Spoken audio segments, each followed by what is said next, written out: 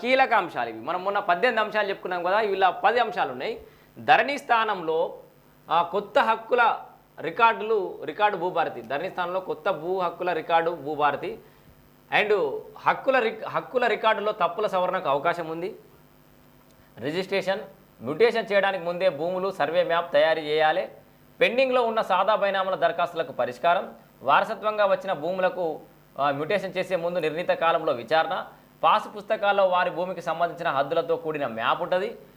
ప్రతి భూకమతానికి భూదార్ కార్డులు జారీ చేస్తారు. ఇంటి స్థలాలకు ఆబాది వ్యవసాయేతర భూములకు హక్కుల రికార్డు. సో ఆల్రెడీ ఇంటి స్థలాలు ఉండి పక్కపడి వ్యవసాయేతర భూములు ఏమైనా మిగిలిపోయి ఉంటే వీటికి హక్కుల రికార్డు ఇస్తారు.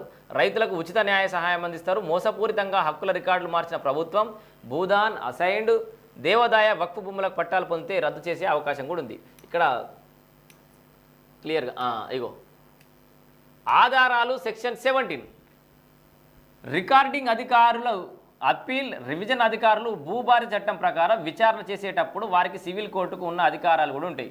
సో ఈ అధికారాలు ఏంది సెక్షన్ 17 ఏం చెప్తుంది?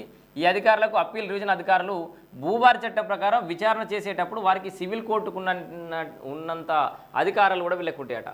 ఇక సివిల్ కోర్టుల పాత్ర, అసలు సివిల్ కోర్టుల పాత్ర ఎంత ఉండాలి?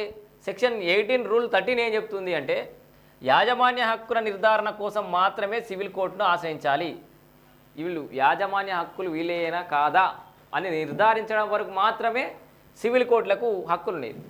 రికార్డుల సవరణకు సివిల్ కోర్టులకు వెళ్ళాల్సిన అవసరం లేదు. కేవలం చిన్న చిన్న సవరణల కోసం సివిల్ కోర్టుకు పోవాల్సిన అవసరం లేదు.